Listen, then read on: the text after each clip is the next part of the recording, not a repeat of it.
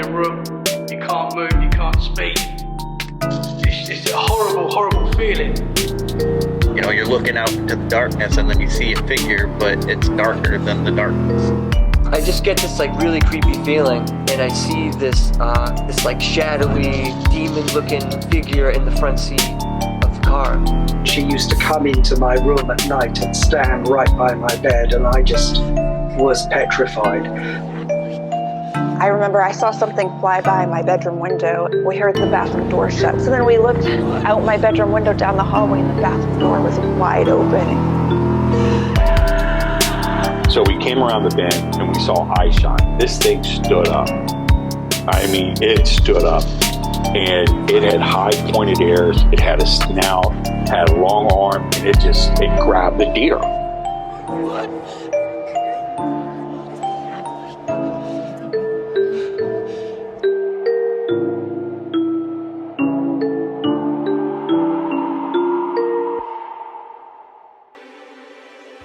Hello, Freaky family, and welcome to this very festive edition of Let's Get Freaky podcast.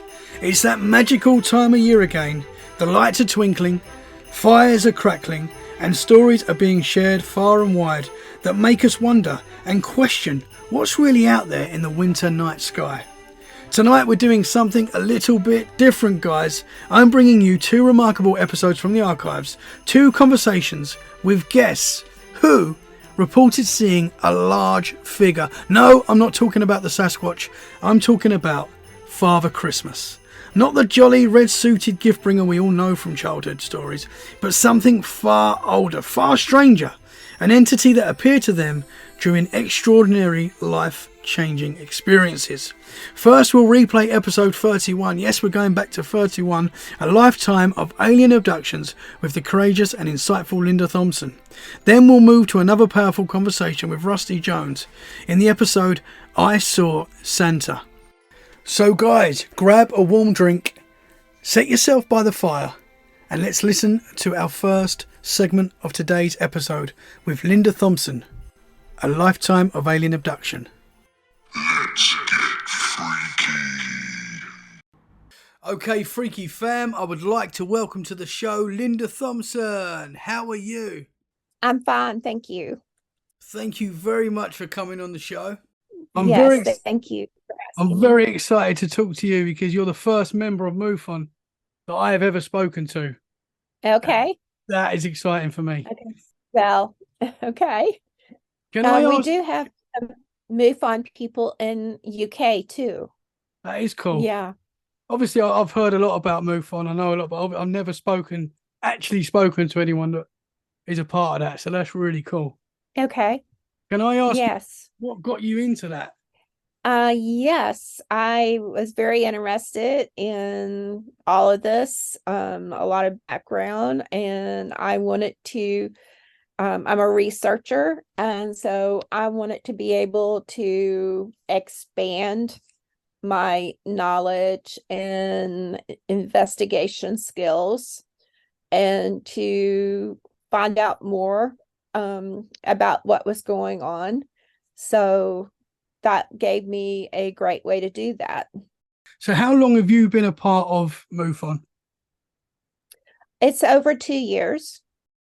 And did you have any experiences which sort of led you to going down that route, or? Yes, I'm a lifetime abductee and experiencer.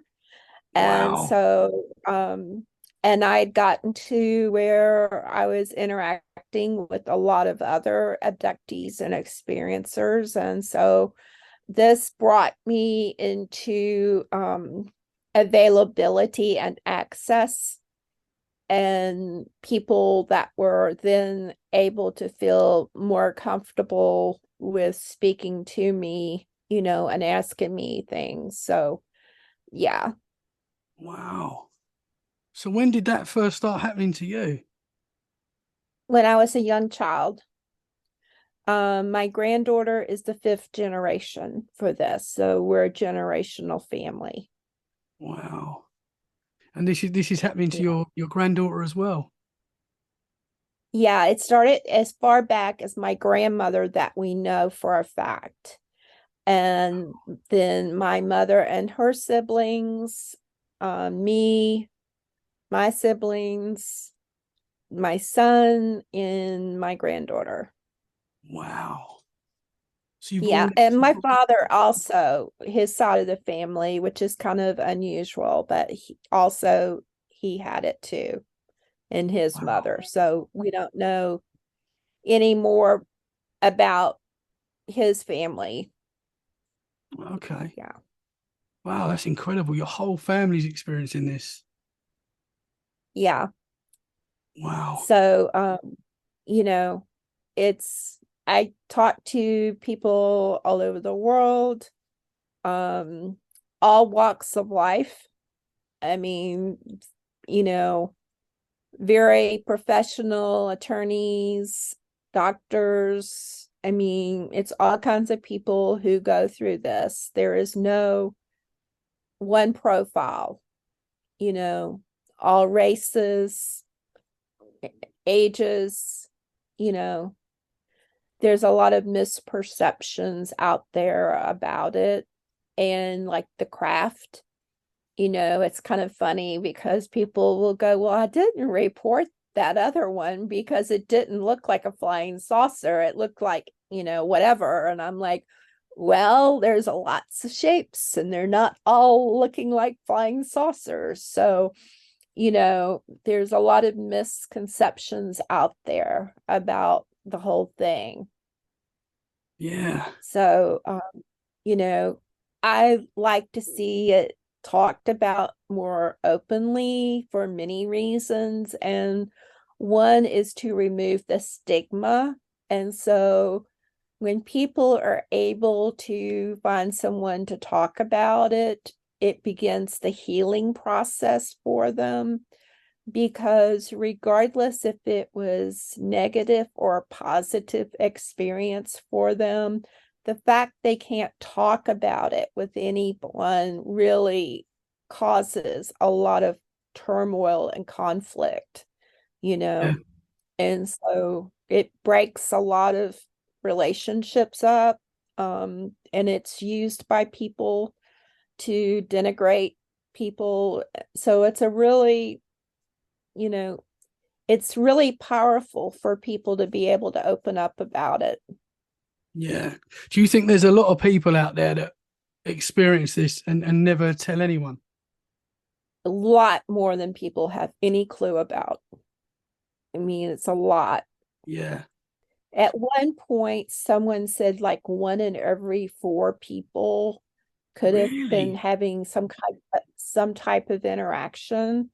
And I would say that's probably pretty right on. But then if you Wow. think about that was decades ago, and with the generational aspect, there's a Yeah. lot of people walking around who have had interaction. Yeah. And of course, some people sometimes don't remember this, and Right. they get flashbacks or Mhm. things like that. And it's really funny because, well, it's not funny, but a lot of the most vocal people against it actually have had interactions, and they either are fighting it themselves in denial, or they're just so upset about the whole thing that they just completely don't want to discuss the topic. So sometimes that's very evident to those of us who have been around it, interacted with a lot of abductees or experiencers. There's a lot of tells, you know, telltale signs, markers for, you know, knowing when to suspect someone has had an encounter. Yeah. And so even if they don't want to admit it, you know, there's a high probability that they have had some type of interaction. Okay. So, yeah. Could you give us some examples of what that could be? Well, okay. Like I said, the resistance to even discussing the topic can be a big red flag. Yeah. Um, you know, there are things that you have people that will, okay, fear, that's obviously one of the things, fear. There are people that just, gosh, there's a long list of markers, and then there's some that need to be added to it that we know right away. And yet it's something that we don't openly discuss a lot for various reasons, because some people obviously could try to focus in on those and adopt some of those so they can say that they've been through it.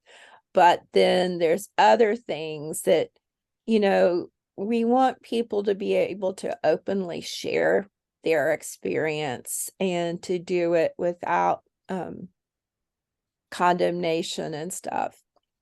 And, I started a new podcast for that reason, where people can send in their audio recordings to me, and I can put them on the podcast without any interruption.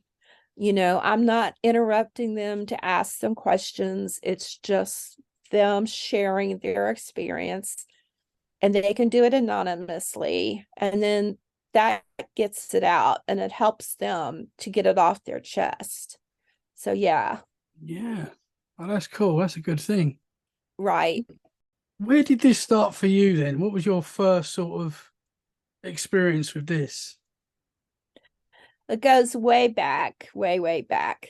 And I have some very, very early family memories, experiences. And, those are the type of things that you carry with you. And sometimes they can be almost dreamlike. But then when you start asking the family about, do you remember when, and was there ever a time that and it starts to come out, especially when you're older, because when they're younger, they're more likely to, pass it off as, oh, it was your imagination or whatever. And when you get older and they're older, then you're more able to open up and talk about it. And so that's happened with several of the experiences. And also, one thing that can bring out some of those experiences is to have body work done, like massages, I think acupuncture, massages, because your body retains memories. Yeah. Okay. So even if you don't want to admit what's going on or know exactly in full what's going on, your body does retain that memory. Okay. So during massages in particular, these things can come up and start to get in the open. And I have personally experienced that. I know many other people have personally experienced that. And so, one thing I tell people who want to remember, it's always a catch can, you might not want to remember it. But if it's something that's really nagging at you and you want to remember it, is to give yourself permission to remember. Because all our lives we've been told it's not real, forget about it, it's just a dream, whatever. And so when you give yourself permission to remember, it seems to just really open up, what's going on. I've had many people who have tried that, and they said they were amazed at how much that really helped them to remember details. I've worked with someone who was retired from the military, who went through an experience in the military, and he went, he did that, goes, no, I'll never remember the whole thing, and so I said, well, you can give it a try. got nothing to lose. And he contacted me later and said that, yeah, he ended up remembering the guys' names he was with and, all that kind of stuff. So that can help. Yeah. Wow. So have you got memories of actually being taken? Mm-hmm. Wow. Can you tell us a little bit about Yeah. that? Well, I don't go into a lot of that because I try to make it about other people, but there's one particular event that was pretty major that I had in Texas. It was about 1998, 99. And so but I was going to pick up my son from a friend's house, and I'd been there many, many times. And I got to like a T intersection with a stop sign, and I stopped. And it was at night, so it was dark.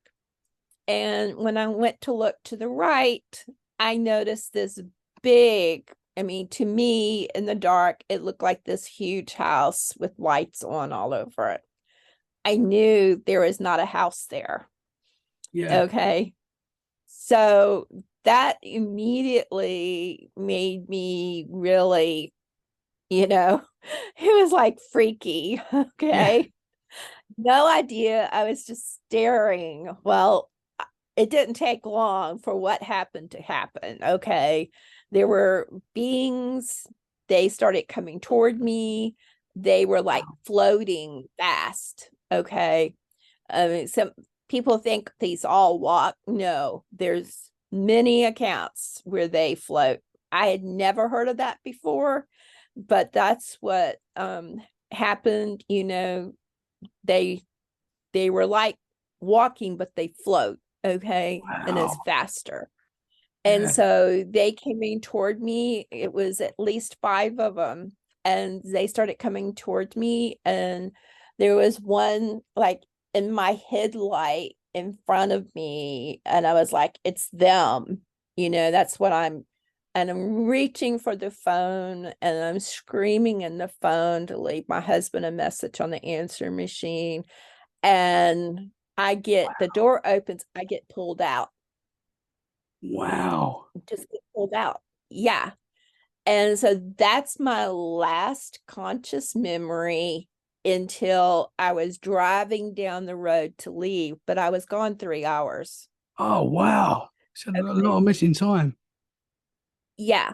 And so I had car damage. I had, when I got home, my dress was inside out. My husband, and I'd been gone long enough that my son was able to leave where he was with somebody else, go home. They were there both panicking. They had heard the message. They didn't know what was going on. And so, then I came in and then the next day I realized I had the car damage. My phone was messed up, so I had to get a new phone. All of that was going on. Had to get a new car computer.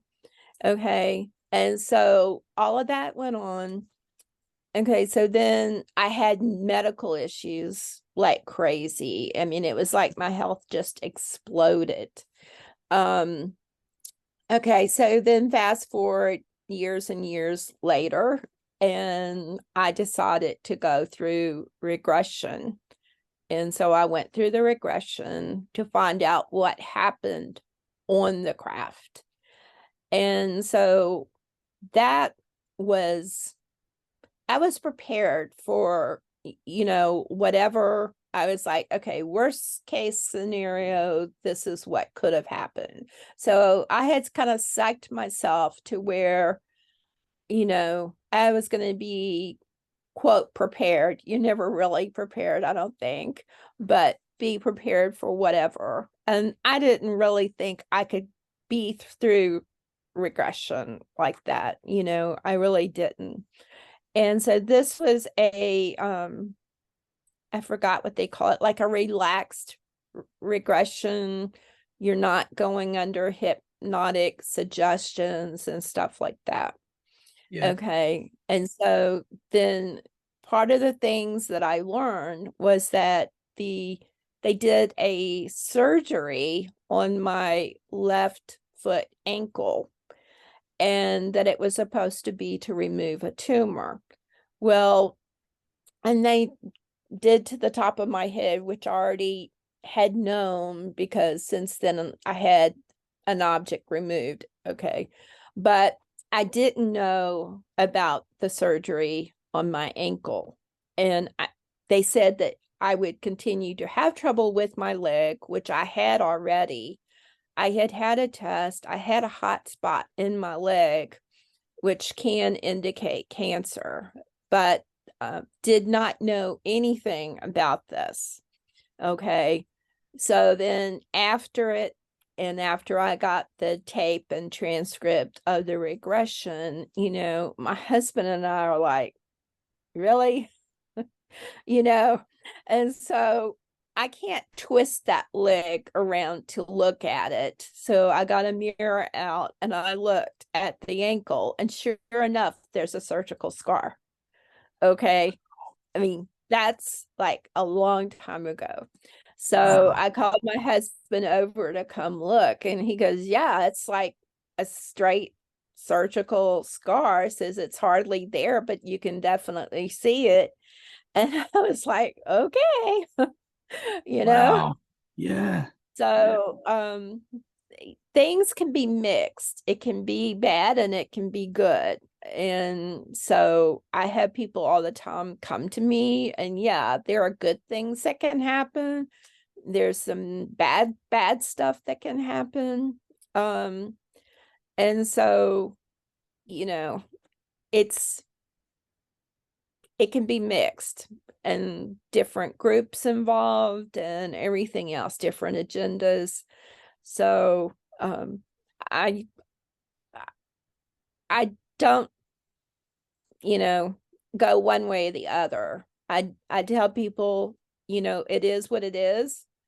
If it was, and I don't go for this justification that, oh well, we do that to lab rats and we do that to animals all the time for testing, and we do this. I'm sorry, but I still don't buy that as a justification. This has been done for decades, if not centuries, and if they're as intelligent as everybody says they are, they should understand pain concept. They should understand some of this stuff, and Yeah. so to give them all this power of being great and wonderful, and I just don't buy that. We know what we know, and what we don't know, we a lot of times fill in the blanks. Yeah. That must have been terrifying, though, to be taken and 3 hours missing time. That must be terrifying. Yeah. Yeah. It happens a lot. Yeah. And Can you remember what these my son had experience too. Yeah. So you had a similar sort of experience? Yes, he did. And if it wasn't for his experience, he probably couldn't have had a child. So Wow. where it was terrifying, he does say that's why they have a child. Wow. So yeah. So they're doing a lot of good. But I know it's obviously a traumatic thing to experience. Yeah, it's a mixed bag. Yeah. It's a mixed bag. Yeah. Wow. So can you remember what these beings look like? Can you explain what they look like? Yeah, I can. Yeah, the ones that got me outside, no, they would be what you would typically call grays. Okay. Now they were not like the little short ones. They were taller, and a lot of these grays have tints to them. So People say grays and everybody thinks of one gray, but there's many shades of gray, and yeah. And so this was a tint to it. Then there were others on the craft that weren't grays. And so that actually happens more than what many people think. Okay. And so, yeah, it's really interesting. Yeah. So is that two different types of entities together? Greys Yes. and okay. Yeah. And what Yeah. were these other entities? Can I ask what they look like? Or It looked like one of them looked like a reptilian and one of them looked like a mantis. wow. But I tell people when they go through this, it's not like we have official charts, okay? It's not like a lineup chart where we can say this is this and this is that. And it's not like they introduce themselves like they're flight attendants, hi, I'm whatever from this planet and I'm this type, I mean, people have these odd ideas about, well, what was it and where were they from and what were their names? And it's like, seriously, I mean, I think if people provide all that information, then that's when I start to look at what they're saying very carefully, because, I'm sure some of that may sometimes go on, but that's not typical. Yeah. That's just not the typical thing. And so I find that interesting. Yeah. But there's a book out that MUFON occasionally sells about, I don't know, it's like 72 species and pictures and all of this. And I don't buy that. I just don't, Yeah. So anyway.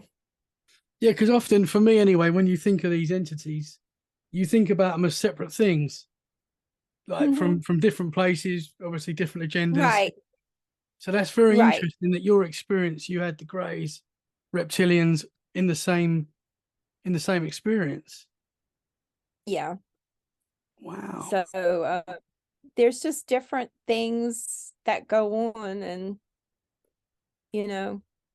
So your when your son had the experience, was Mhm. that was his experience quite similar to yours? Did he see the same sort of things? And Okay, well, he had other things that he does not fully remember that we do know about. And also he was taken when he was a baby with me at least one time. wow. This particular instance, he was driving from LA to San Francisco, and he called us in the middle of the night. It was about 2 o'clock in the morning, and he wanted to talk. He wanted someone to keep him awake while he was driving. And so we're talking and everything with him, and the next thing we know, he's talking about these strange lights in the sky and how, they're getting closer. And then it was like he was gone completely. Wow. The phone went dead. Yeah. Okay. My husband and I knew what happened. Okay.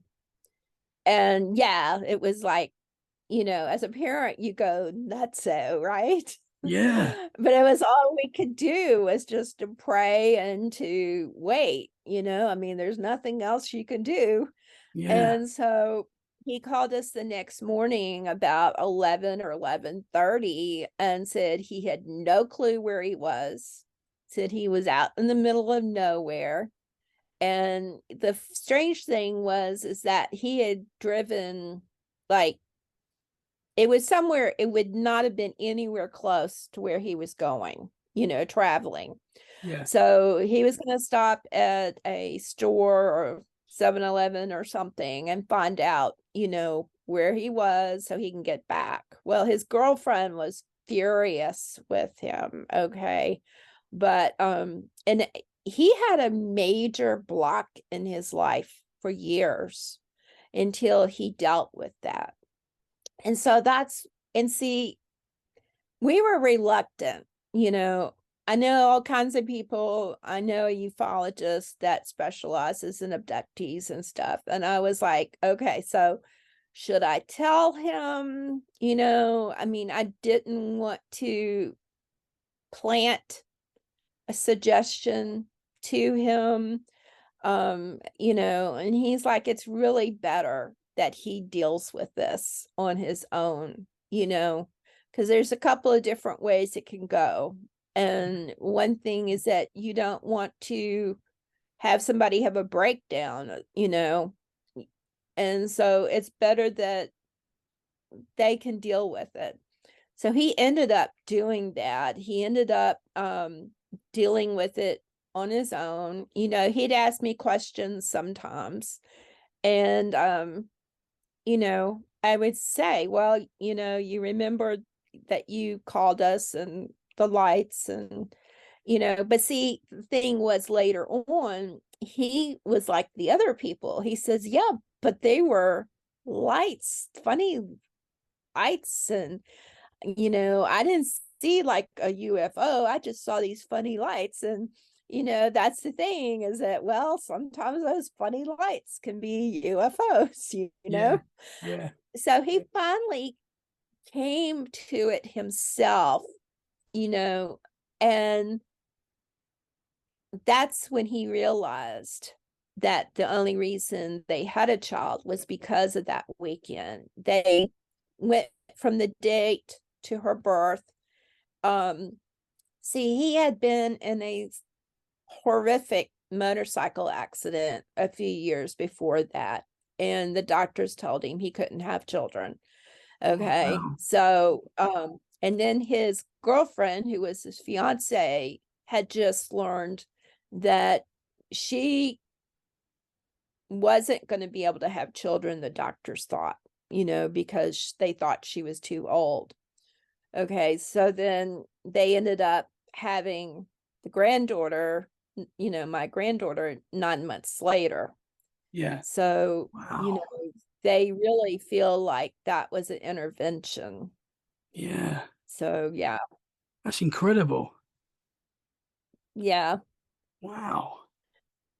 So does he have any memories like similar to yours of that missing he time? has not gone into details with me, and I leave that up to the person. I'm not going to draw more out of someone than they can handle.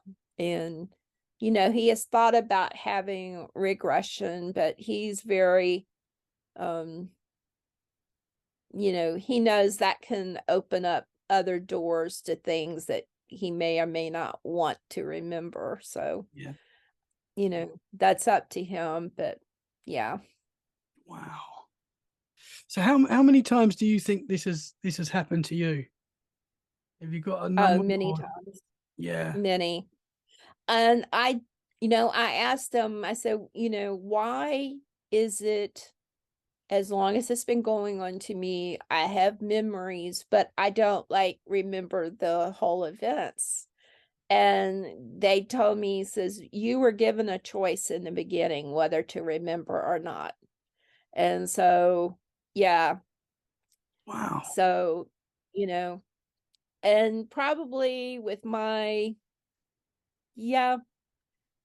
well, my mom had to keep me away from other kids to begin with because she always said I talked too much about things. So I think if I had full memories, Yeah. I would have probably been locked in a room somewhere, to keep out of trouble. Yeah. So anyway. So when you say you ask them why, is that when you're being abducted? You communicating That then? was during that regression event. Yeah, that was part of that. Oh, okay. Yeah. Yeah. Wow. That really is amazing stuff. Yeah. So have you got any And other? so Sorry. No, go ahead. No, I was going to say, have you got any other memories of being taken as strong as that memory where you can see the entities and stuff and the craft that took you? I have bits and pieces of various memories from when I was young. Yeah, that was just a very, see, I don't know in that particular instance how that was arranged, you know? Yeah. I mean, you can have accidental um abductions, where you're just out in the open and driving along and you're in the wrong place at the wrong time and you get abducted. So, but that sounded more like it was arranged for me, but I don't know how they do that. You know, I mean, yeah, to some extent with us as abductees, they have like a connection with us. So I guess they know what we're doing to some extent at some level. Yeah. There's just so many things that we can only guess at, you know. Yeah. But yeah, I mean, that was the thing that's always been a question to me is how did they know? You know, it was just weird. I mean, the next day I took my husband to that location and I was like, no, you don't understand. Last night, this was like this big look. I mean, it looked like a big house with lights all over it. Okay. Now, Yeah. maybe that was the size of the craft, you know? There have been other stories where these can look like houses or whatever, they can do things with your memory or perception, whatever. So, you know, all I know is what I saw in what, went on. Yeah. The rest of it is a mystery. And of course, back then, I didn't know, like, we didn't watch Ancient Aliens or shows like that, Plus, that was late 1990s, almost 2000. Yeah. And I don't even remember what was on back then, I didn't watch a lot of TV between my work and I did volunteer stuff. And so it wasn't until much later that I even knew there was anything like called implants and stuff, not until after I had the object removed from me, because I would have done things completely different if I had known all about that stuff. Yeah. So, yeah. So people now, they at least have some idea about stuff, Yeah. from watching TV. That wasn't the case with us. Yeah. So you must get a lot more people coming out now that there's more information out there. So that's a good Yes, thing. right. Wow. So you say your family's experienced this for, you say, 5 generations. Have you At got least any? 5 generations. Have you got any family stories that have happened that being taken like that, like your We had grandmother? a family, we had family events when I was young. Okay. And then we've had other things. So yeah, there's things that have gone on. Yeah. um when Close Encounters went out, and of course we never talked about it, right? Because you don't. I mean, my younger sister and I used to torment each other over some of this stuff, like um we shared a room, and so she would get angry with me and she would say, I'm gonna call down, and she start naming all these names. I don't even know how she remembered so many names at that age. I'm gonna call them down from space and they're gonna get you, that kind of stuff. We would torment each other with it. And like I said, that was way back when there weren't TV's shows and stuff about any of this. And Yeah. then one time we saw a Santa in our bedroom with red glowing lights, and so for their eyes. And so Wow. the next day she was like, telling mom, and and Linda saw it too, and all of this. And of course, I was being a brat, and I was like, "Oh, I didn't see that," because But you did she see was it. she she can be she could be a real troublemaker at times. It's better not to talk about some things. But Yeah. at one time in our bedroom, and of course our house was not flat on the ground, okay? And so there was a height to it before you got to the first floor. There was one that was looking in the window at us one time when we were trying to go to sleep. And of course, we started screaming and yelling and everything. And my Wow. father comes in, and we're like, we saw this. And of course, he went outside, and by that time, nothing was there. Wow. So we went through a lot of stuff. Yeah. So what these things were visiting your house quite regularly? Yeah. Yeah. And Wow. where I am now, our houses from time to time, we've had, ghosts or shadow people or different things. And so, yeah, I mean, it used to really freak my husband out. And of course, his family had nothing like this. And so it was all just, you know, he couldn't believe it. And then it's like after 42 years of marriage, you Yeah. experience a lot of stuff with me. And so now when stuff happens, we just laugh about it because there's nothing else you can do. And so, it's like times they seem like they want to have your attention, more than anything. It's like, hey, we're here. And like we've had bizarre stuff going on this past week, and we just look Really? at each other and start laughing. Yeah.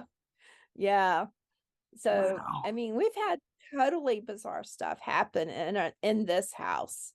But it's on a Civil War battlefield, so some of the ghost activity we know is related to that. We've heard like the flute or pipe sounds from our basement, and just different things. You'll smell occasionally things like cherry pipe smoke, things like Wow. that nobody around us smokes. So and any of the homes by us, so it's very distinctive things that happen. Yeah. And you And say, it was a while after we moved in, but my husband saw an apparition on the stairs, and he goes, okay, I've seen it now. wow. Because it's like, yeah, because like one time after we moved in, I was in the basement. My art studio used to be down there. It got to the point it was kind of creepy. But Yeah. so I was working, and I heard all this like racket upstairs, and it was like a lot of walking around and everything. And I thought, well, my husband's home. He just hasn't told me he's home. So I just kept on. It was like an hour later, he called me and said he was on his way from work. And I'm like, what? Thought you had Wow. been home this whole time, and you were just doing whatever. And Yeah. so that was like really creepy when that Yeah. happened. you know So do you think these are connected? So the yeah, aliens, you I think it's all think connected? all of this in some way is connected. Yeah. Yeah. Okay. and That's and very we get interesting. shadow people. We've even had a shadow cat before. Wow. Our cats react. One cat is scared to death of anything with big eyes. If something comes on the TV and she's looking and she sees big eyes, she like starts running as fast as she can. She trembles, she hides in the closet. And Wow. so I mean, she'll be trembling for like an hour. It really deeply affects her. Yeah. So we call her our experiencer cat. Yeah. I actually saw a black cat the other day run past me, and there was no cat in the house. Oh, That happened a few weeks ago. That's strange. wow. Yeah. Yeah. That's very. So, what do you think that is then? Do you think that could be other dimensions around us, or what do you think it is? Yeah. I think we probably live in a multi-dimensional world, and that occasionally we get to see other things, and you know, whether we're walking through theirs or they're walking through ours, it's all seems to be together. Yeah. And that may be what some of the disappearances are about, where people enter a dimension and don't come back out. Yeah. There's just so many things, but you know, all of this has been around pretty much throughout history. Fairy tales and different things are just things to try to explain away some of it, it seems. Yeah. So yeah, I think we are just getting to the point, especially with technology advances, where we're able to actually document some of it that we couldn't before. Yeah. I've got to ask you about, because we just had Christmas. You said you saw a Santa in your room. When I was little, yeah, with my sister. Wow. And it would just And look like see, the I typical. did, yeah, and see, did not believe in Santa at all. I would tell my mother there's no such thing, and all of this. I was always, and it was really funny because a couple of months ago I had an abductee, and was telling me that when he was young, that one of these things told him there was no such thing as Santa, and it broke his heart because he was a young little boy and he loved Santa, and said so ever since then he hasn't believed in Santa or any of that stuff, but he was angry about it because it took his innocence away. Yeah. And Yeah. I thought, gee, that sounds like what happened. Same type of thing with me, because from the very young age I kept saying there was no Santa and all. you know And you think that was just an entity impersonating Santa? Wow. yeah. Wow, that is freaky. Wow. Yeah, you just never know. Yeah. So this is something you experience and see quite regularly. Here we see a lot of stuff regularly, and we hear. Now I'll tell you, okay, so we're the only ones in this house besides our two cats. And this happened last year, but my husband and I were sitting here in our den, and the kitchen's in the next room, and we heard the dishwasher door close and turn on.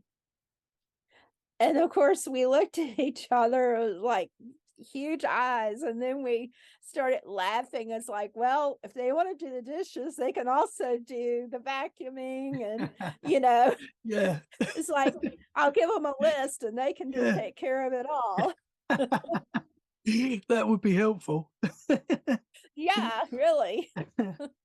So does this scare you, this sort of thing, anymore, or are you just so used to it now? I'm pretty used to it. Yeah. Yeah. I've have been in some situations in the past that could have been very terrifying, but I've gone through that, and that doesn't mean that something couldn't, but we've gotten to now, we've learned that especially if these things feed off of negative emotions, that we just laugh it off, and that way it kind of like, you're not going to get that thrill out of us today kind of Yeah. thing. Yeah, there definitely seems to be something to that. If you're scared and negative, and it seems to bring these things out even more, from what Right, I've experienced it and spoke to does. people about. Yeah. Yeah. So you say you've seen apparitions in Yes. your house that you're in now. Right. Could you tell us some more things that you might have seen that are pretty crazy? Well, we see things like peeking around the doorways at us. I had that happen the other day. It's and you can see them going by you. Occasionally it won't be like a dark or a shadow. It'll be kind of a glimmer almost kind of thing, where it's just enough to give you the body outline. So yeah, there's different things for sure. Wow, that's so interesting. So obviously, this is something that you research. This is what you do. Yeah. No, I don't research like the ghostly stuff and all. That doesn't really interest me Yeah. as far as research. I Okay. just doesn't. Plus, I don't want to encourage the negative activity in the house, Yeah. and Yeah, that's that can understandable. happen. Yeah. Yeah. Yeah. You can bring these things on even more if you're not careful. Right. I'm very sensitive to the music I listen to and what we have on TV. I don't do anything that's going to draw in negative, whether it's entities or whatever they are. Yeah. Because regardless of what these things are, they pretty much all respond the same way. Whether it's a negative entity, a negative ghost, or whatever, it seems like the methods to deal with them are basically the same. Yeah. So I don't like putting labels on all of this. I tend to call them the others, just because they're other than us, Yeah. and lump everything in that category. Before I forget, the entity that looked in your bedroom window when you was younger, can you remember what that looked like? Because that must have been terrifying as well. Yeah, it looked like what you would know as a gray now. Yeah. Wow. And like Wow. I said, back then, none of that was known, talked about, seen on TV. Yeah. That was just not. And I can remember very much going up and falling into my bed when I was taken. Really? I used to talk about it when I was little. I used to talk about it all the time. And then during the day, a lot of times I would like lay backwards on the couch, looking up at the ceiling, trying to figure out how did I go through that ceiling? And of course, my Wow. mom was like, I'd freak her out. I can remember one time she called the doctor and I was like, she's doing it again. And it's like, you know, Wow. Wow. so So you used to actually feel yeah. yourself moving out the house. Oh yeah. Yeah. And then plopping back in bed. Wow. Yeah. That's amazing. And there could have been missing time through this, or you don't know. Yeah. You just- Oh yeah, definitely. And see, yeah. I mean, I would talk about that all the time when I was little, and my brother would go, "You'd be dead." I mean, we tormented each other terribly, and of course, you do that to each other because we've all been through it and we don't want to deal with it. And so then you're giving each other heck over stuff, and and then it can divide families very poorly because you may think, well, if it's happening to them, then obviously they're being treated well because they're not going through the same things I'm going through. But you don't know. You Yeah. don't know what somebody else is going through, and especially if you're not there together, you're not going to know. And even if you're there together, you may not know. So, it's really, this is not a subject where everything matches. you know. Yeah. You don't have a checklist. Well, that happened, so I'm sorry, you're out. That didn't happen. No, you can't be like that. I know people who think that way. It's like, well, I had my experience, your experience must match my experience or it wasn't real. And that's ridiculous. You Yeah. know, for one thing, we're all individuals. You come from different backgrounds, different personalities. A lot of things are going to affect what we've been through. So, yeah. Was there ever a point where you could all talk about this as like a normal conversation with the family, or did it always stay as a thing that you never really spoke about? It stayed that way almost all the time.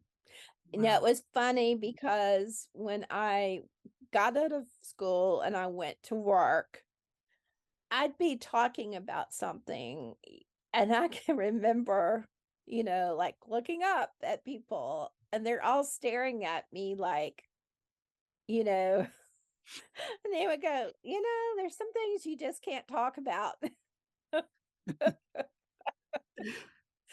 But, like I said, I was pretty isolated growing up from other people because I did tend to talk about stuff.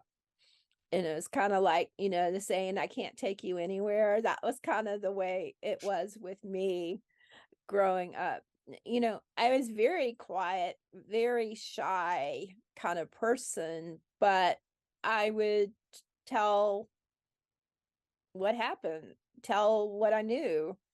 I mean, that's a way most children are as they come out, honest. They're going to tell you stuff.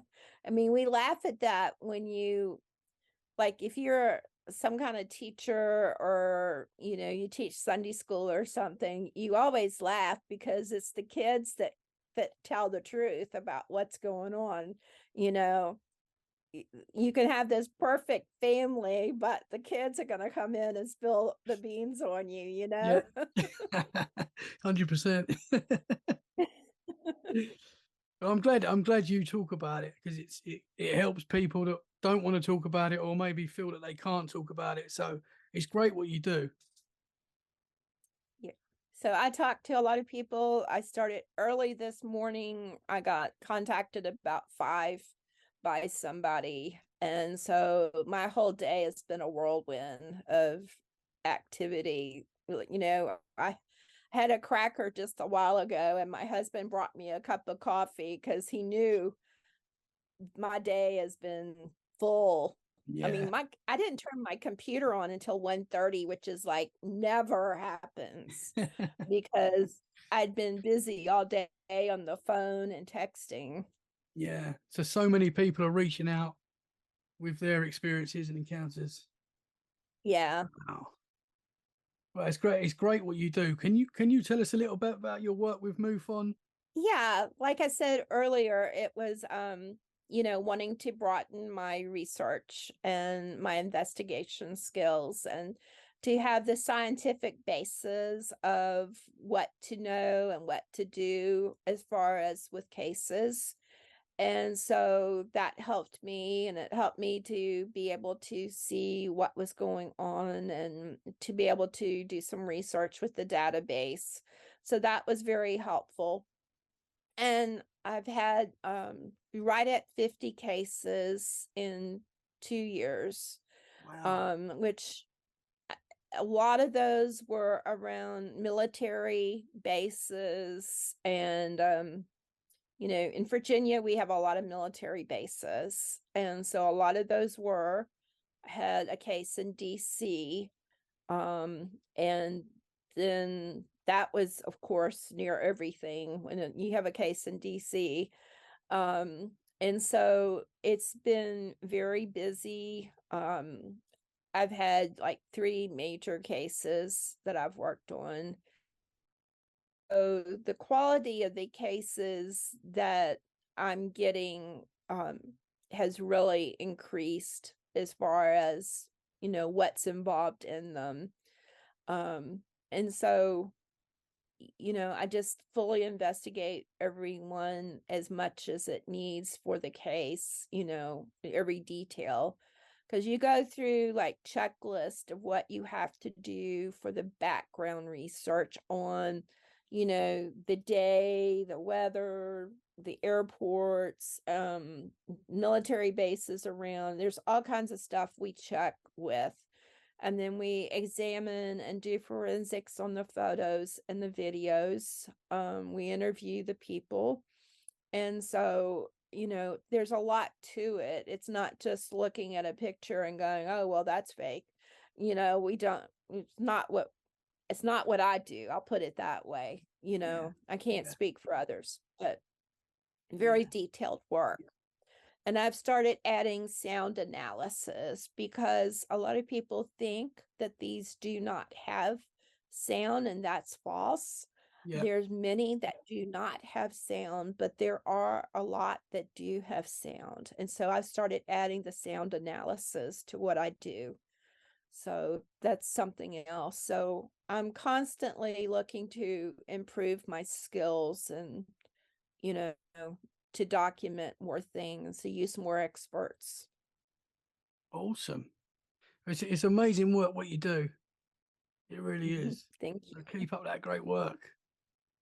So yeah, I really enjoy it. So I'm going to continue to do it as an independent investigator, and a partner and I will be doing it in our own group.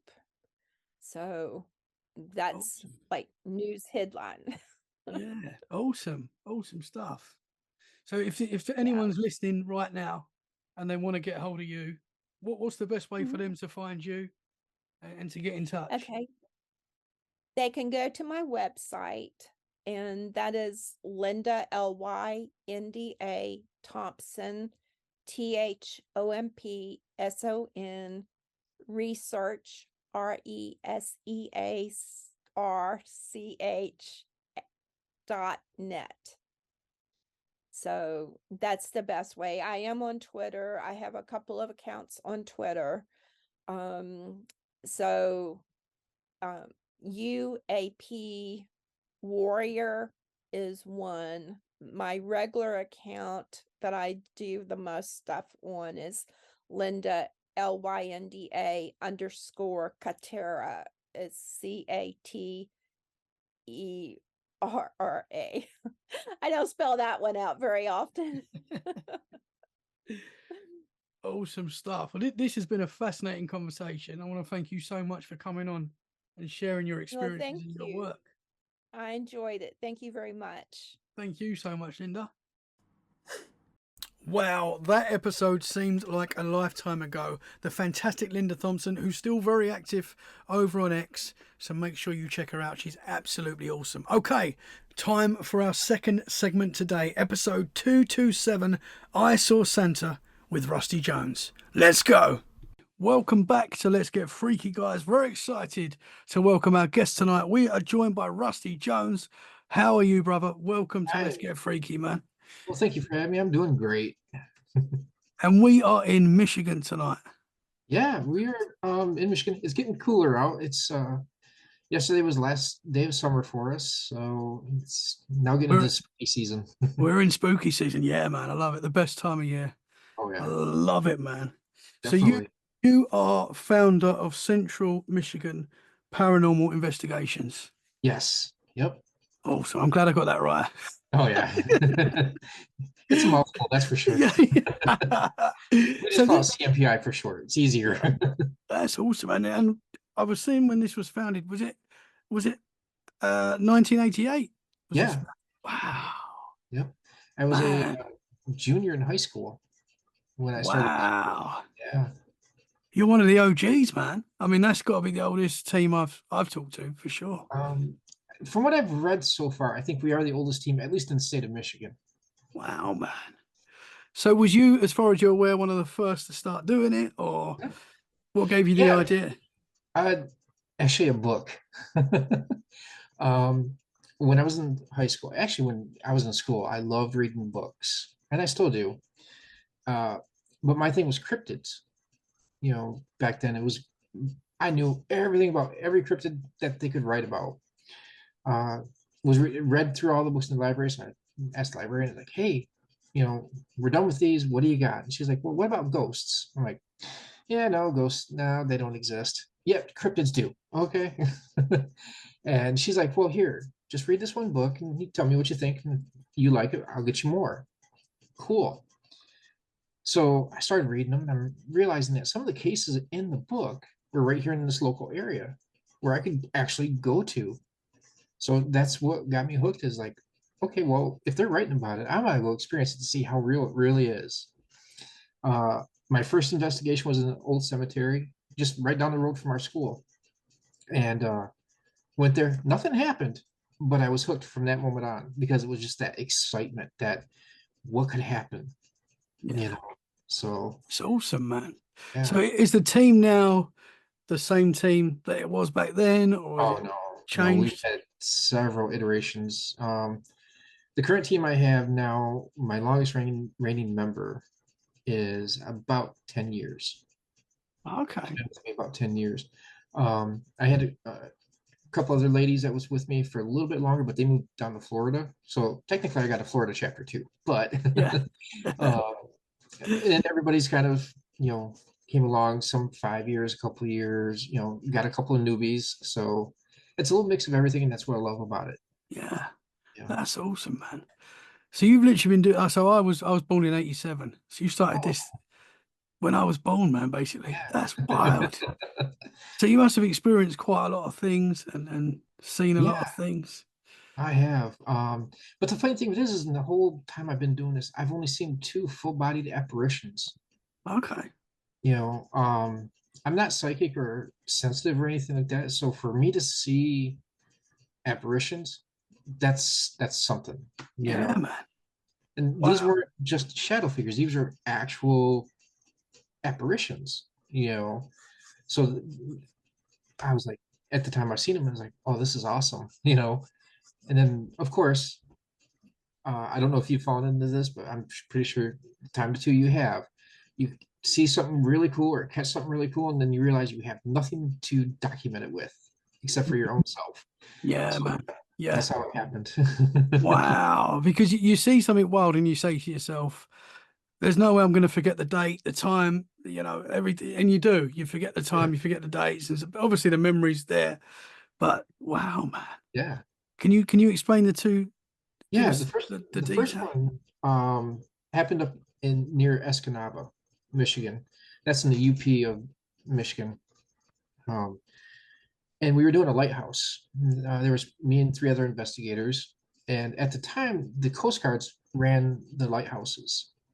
So we had a special envoy from the Coast Guard. He was with us. He was going to be with us all night long. That way, if the police showed up asking us what we were doing there, he was there to say they're allowed to be here. All that legal good stuff.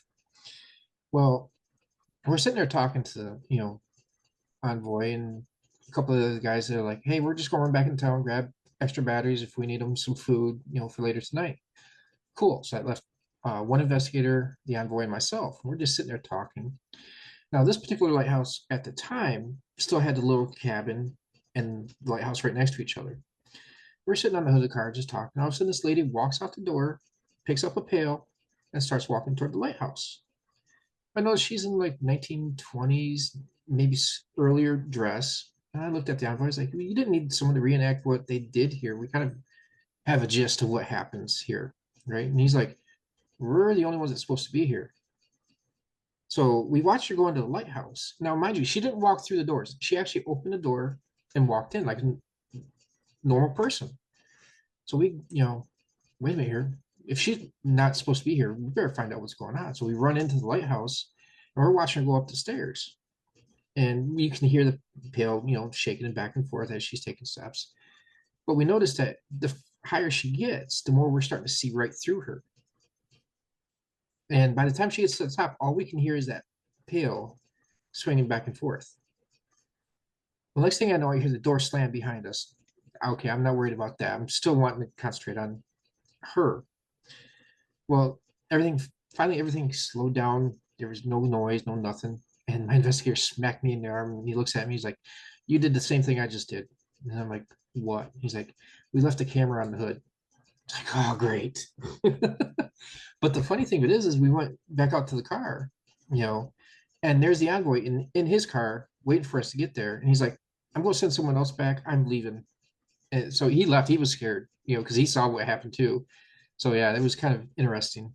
Wow, man. So when you first saw the lady, she was full-bodied, like Oh it yeah. was just like a person was there. Yeah, as solid as get out. I mean, she didn't walk through the door. She opened the door like any normal person, grabbed the pail. And the funny thing with this is looking back on it, we never noticed the pail there. Like it was never there until she grabbed it. So it was like, Wow. where did the pail come from? Because none of us noticed the pail there. Yeah. So, Wow, man. And you saw her gradually disappearing as well. oh yeah, as she kept on going up the stairs, you could start seeing the brick wall behind her, and it was just amazing. Wow. Just Did you go up there? yeah. We walked that same path several times that night. Yeah. It was Man. in a way it was actually cool, but it also was eerie because like, okay, what if it's like then you get all these crazy ideas like, what if that's a vortex or a portal that you're walking through now? Are you going to start disappearing too? Yeah. So yeah, you get those little ideas in your head and a little scary. Like, okay, this is exciting. Yeah, man. How long ago was that? Sorry, did you say how long ago that That was? was in 91, 92. Okay. And would you say that was the first moment for you that it was like, this is real? Oh yeah, definitely. Because you don't expect to see something like that. You hear all the stories about people here seeing, apparitions and they're see-through from the get-go. Mm-hmm. But you actually see like a real body attached to this, and then all of a sudden it starts disappearing. Your mind is just like, wait a minute, what's going on here? So Yeah. your mind's not able to comprehend it until you slow down for a second and just like, that's not possible. And you wasn't the only person to see it either. No, it was the envoy plus one of my investigators at the time. See, that's cool, man. That's cool. It's cool to see something like that. But then for your friends to see it as well, Oh yeah, that's special, man.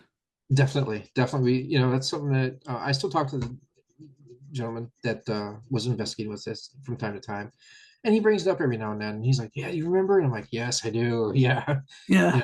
He's like, "Yeah, I've never thought about that, and never forget it." And Mhm. and he tells that story too. He tells the same thing about smacking me in the arm and kind of yelling at me like, "Where's the camera at? It's on the hood." So yeah. Did you look into the history and find out if there was possibly a lady that was passed there or had any connection to the place? Everything we found was there was no ladies there. Um, they did have one lightkeeper that was married, so we think it was her. And of course, at the time, she probably would help out every now and then.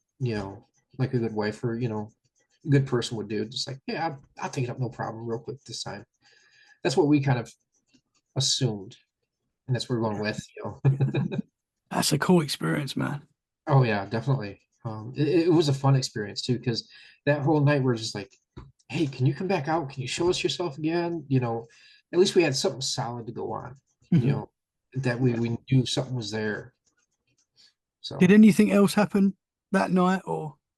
we had a lot of voices. And the great thing about that location is there's nothing around there. It's very isolated. And at the time, it was even linked off. It was like a fenced off area. So you would actually have to either crawl across the fence or break through the gate. So we were the only ones within, I'd say, a good mile and a half, if not further. So, those voices we heard were right there in the house. Wow. And were they like, was it like a female voice as well? No, it was mostly males. Okay. A lot of the stuff that we got was related to job duties. I need extra coal, I need extra oil, stuff like that. And it's like, oh, okay. Interesting. Yep. Because the coal was for the house itself for heat, and the oil was actually for the lighthouse lamp. Hmm. Yep. Okay.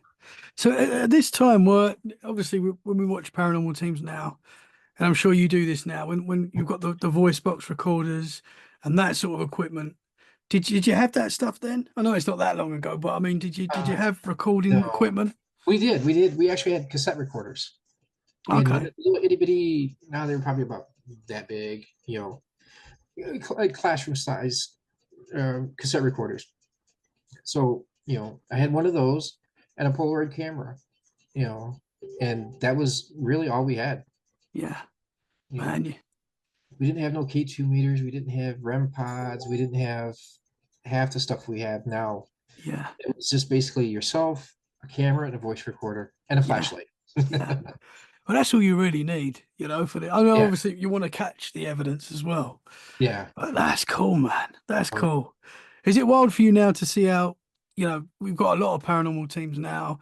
There's a lot of different channels, podcasts, and is it mad for you to see how much it's grown, the paranormal in general? Yeah, I like it though.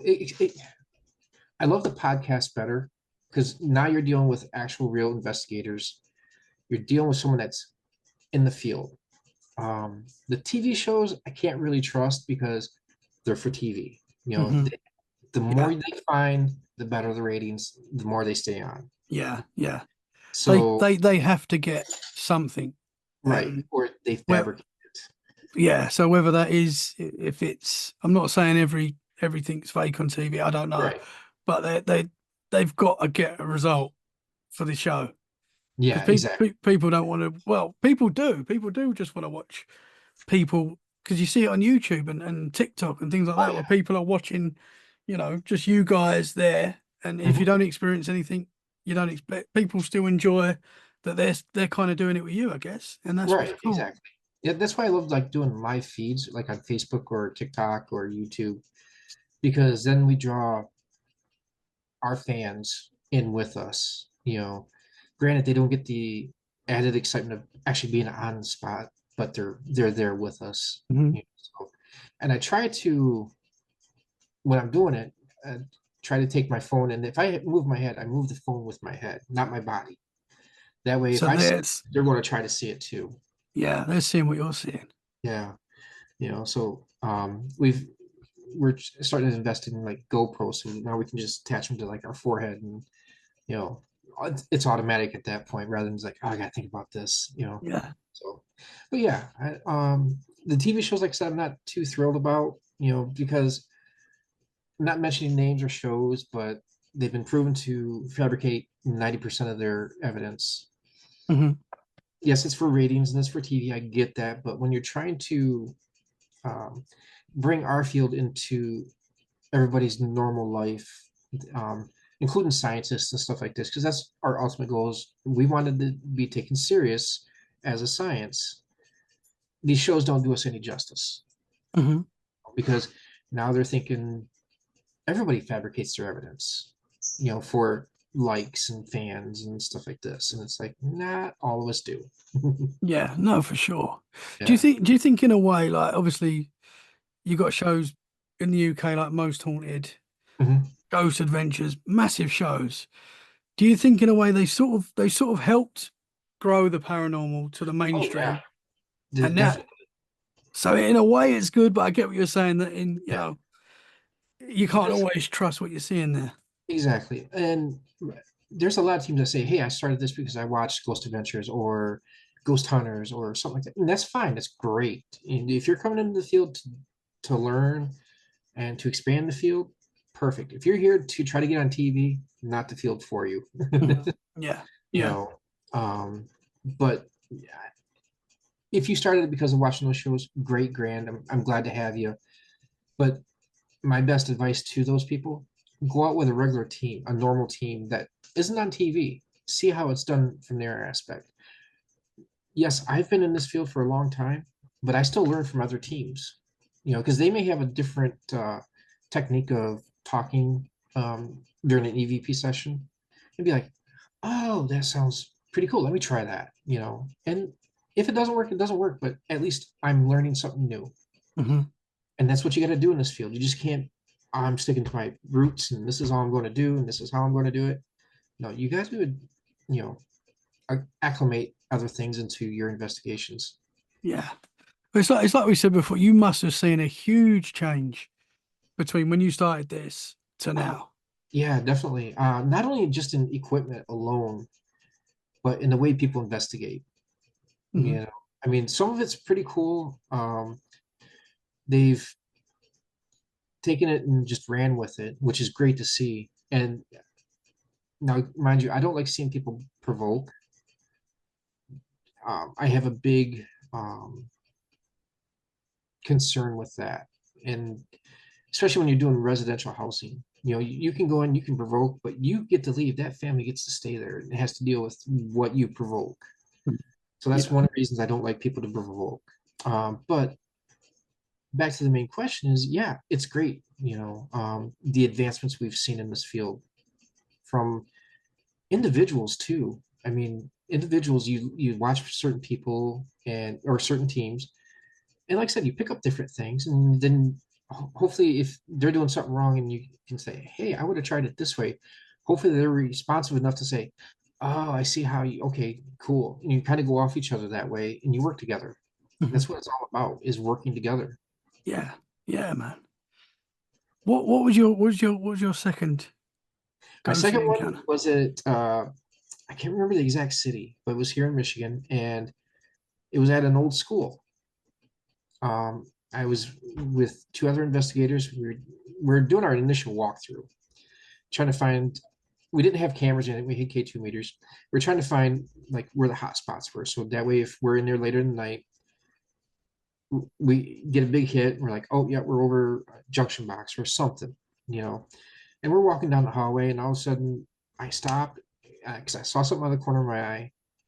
I backed up a step, turned and looked, and there's this lady standing there, solid as could be, just turns and looks at me, and she looks like she's writing on the chalkboard. I'm like, okay. The other two stopped and they backed up and they looked, and there's like, we're seeing. I'm like, yeah, we're seeing, and they're like, wow. And she stood there for a good minute, minute and a half before she disappeared. But she just looked at us like, nothing, still started writing on the chalkboard. And I'm like, yep, you were a teacher at one point. Only a teacher can do that. Yeah. Yeah. But that was pretty cool too. Wow, man. And was she, you say solid form as Solid. well? Yeah. Yeah. The only way I knew she wasn't supposed to be there is, okay, the time we were doing it was about 6:30 at night. It was starting to get dark out. Nobody's going to be standing in an empty classroom writing on a chalkboard. Mhm. It's like, okay, I know what I'm seeing. It's not going to get me this time. It's going to be, I'm dead-eyed on it, and yeah, after like a minute, minute and a half, she disappeared completely, and it's just like, Wow. that's amazing. Wow, man. And you saw her just disappear as well. Yeah, she was not more than maybe 6 feet from me. Yeah. Yeah, Wow. so it And was. and and other people saw that as well. Yeah, two other people saw her and just watched her disappear with me, and it's just like, we just turned around and looked at each other like, that was cool. Yeah. And Wow, man. so that was their first time ever seeing a full body apparition just disappear. Mhm. So, you Man. And sorry, did you say when that happened? that How was long around ago that was? 93, 94. Okay, so not far after the The first first time. one you saw. Yeah. Man. Wow. And you've not seen anything else like that since in that No, time. I mean, I've seen the shadow figures and things out of the corner of my eye, but nothing that solid. Yeah. Yeah. But yeah, it was amazing. So I mean, 'cause I would say shadow figures are in the paranormal world quite common. Like most people have seen shadow figures. Not many people see full-bodied, solid apparitions. I've Yeah. spoken to a few people that I've seen it myself when I was a kid. So I woke up during the night and there was a man sitting Mm, at our desk in my bedroom, right. and that stayed with me all my life. And I know that was, that was a ghost. At the Right. time, I was like, "There's a man in my room." It was just a Mhm. solid man that was dressed in. He looked like William Shakespeare. I've talked about it many times on the show before. Right. And that was a full-bodied man. If you was in the street and you saw him, you're not going to think it's a ghost. You're just going to think there's a guy dressed up like William Shakespeare. What's he doing? Right. but, Oh yeah. but yeah, man. Well, as kids though, and this is just my theory, and that's all it is. It's just a theory. Um, I think the reason kids and animals see entities more than we do as adults is, as adults, we know Santa Claus and Easter Bunny and all them are fake. As kids, no, they're not. They're real. To us, they're real. So we haven't been able to suspend that disbelief yet. And it opens your mind up a little bit more to the paranormal. And as adults, we've closed that off. Most of us in the field are trying to rekindle that, that childhood memory again, basically. But I think that's why most, there's a question I ask a lot, is what you experienced as a kid, because most of the time, as you're saying, you see something as a kid, and then you know that there's more, and then you're open to it, and then chances are you're going to see more stuff as you get older, which is what I've certainly experienced. Right. Oh yeah. As an adult, I still think we kind of, we want to believe it, but we hit that wall. Is like, okay, we know Santa Claus is fake. We know Easter Bunny's fake. So we still hit that wall. So as adults, yeah, we got to rekindle that somehow. It's hard to get back to that spot. Yeah. Yeah. Did you have any experiences when you was a kid? Anything that stands out? Yeah. It's been a long, one of those memories that you just, did it really happen or didn't it? I was living just north of where I live now in a city called Owasso. And I remember, I know where the house is. I know how, even to this day, I can remember where each room was and everything like that. And I remember it was Christmas time. Okay. And this is how I kind of relate back to the childhood adult thing going is I remember sitting on mom's vacuum. And this is 1, 2 o'clock in the morning. I'm like, I know I was like, I'm going to catch Santa Claus. I know it, And the funny thing of it is now, mind you, this is a memory, so I can't confirm, yes, this is what really happened, or no, this isn't what really happened. Because I was like 4 or 5 years old, 6 years old at the time. But I did catch Santa Claus. And he did put me in bed. He's like, it's time to go to sleep. And I remember him tucking me in. Wow, man. Yeah. I might have to save this episode for Christmas. Exactly. Yeah. But wow. That's my first recollection of, the paranormal, really. So what was that you saw? Father Christmas entity. Yeah. That's wild, man. And yeah, I've heard that before as well, where people have seen that.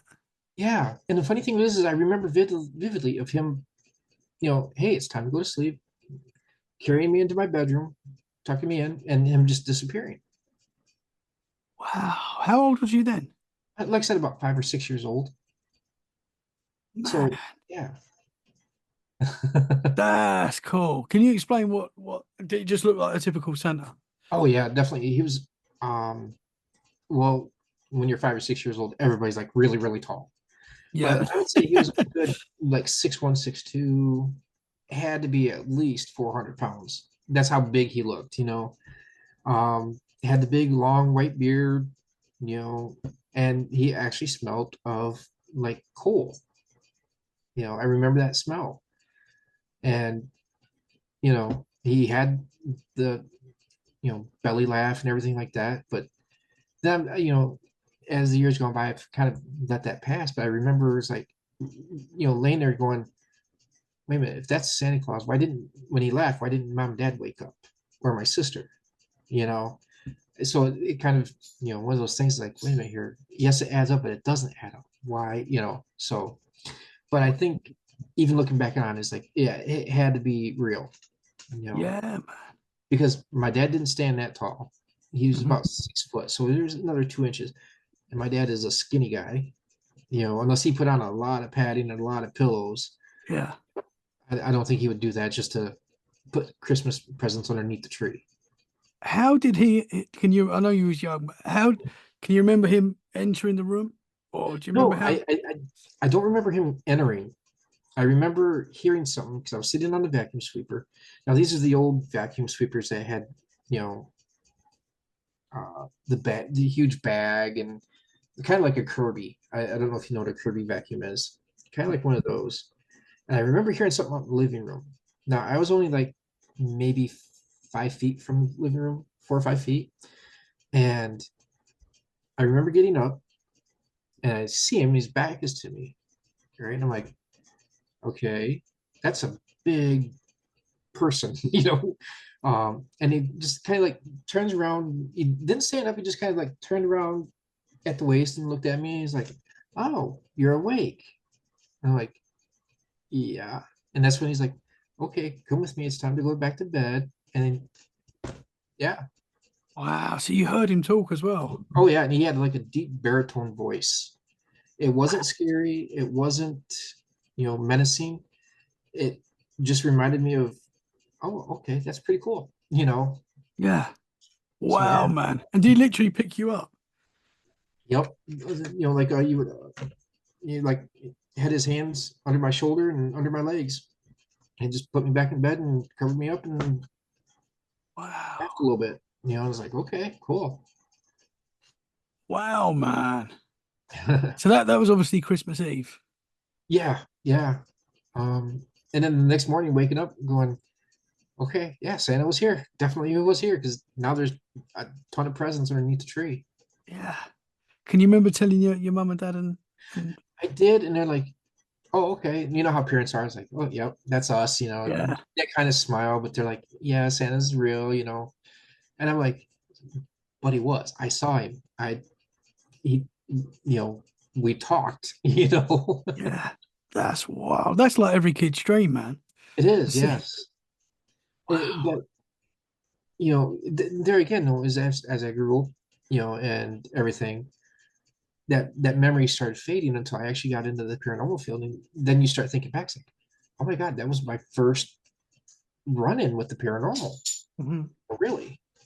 So what do you think that was? I want to think it's real, Mhm. honestly. So do you think that was literally a Father Christmas type entity? Yeah, I do. Because there was no menace. I mean, okay, as a 5-year-old or 6-year-old, you see someone in your house that is not supposed to be there. Your first thought is, I better run and get dad or mom or some adult, right? There was no fear. There was no, I should go tell an adult. It was just like, oh, cool. You do exist, you know? And that's how it felt. There was nothing there that would send red flags up. Mhm. So Wow, yeah, man. That's possibly the coolest experience I've heard out yeah, of the whole time of doing this show so far. Wow. Did yeah. you have any other experiences like that as a kid that stand out? No, that was the only time I've ever felt anything off kilter paranormal wise.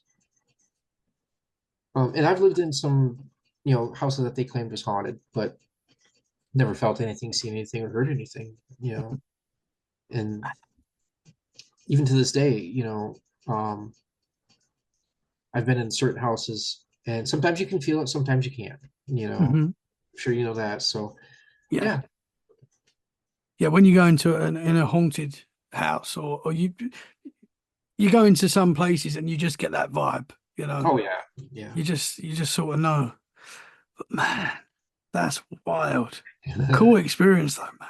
Oh yeah, definitely. So I love telling that story because people are like, oh, it was your dad. It's like, no, no, there's a difference between height and weight and everything. So, Hmm. Yeah. and even at 5 or 6, you know who your parents' friends are. Hmm. So Yeah. it's not like, oh, they got a friend to come in and play Santa Claus in case you woke up, you know. So So yeah. I know you was young, but can you remember like what time that was? Was it like during the Oh, night or oh yeah, it had to be 1, 2 o'clock in the morning, you know. so Uh, everyone's asleep? yeah, everybody's dead asleep, and because I knew mom and dad used to go to bed about 11, 12 o'clock. You know, every now and then you could hear them, talking before they go to bed. Not a big deal. It was normal, and yeah, everything was quiet. Um, the funny thing of it is I do remember that he had like an aura around him too, and it kind of lit. a small area around him.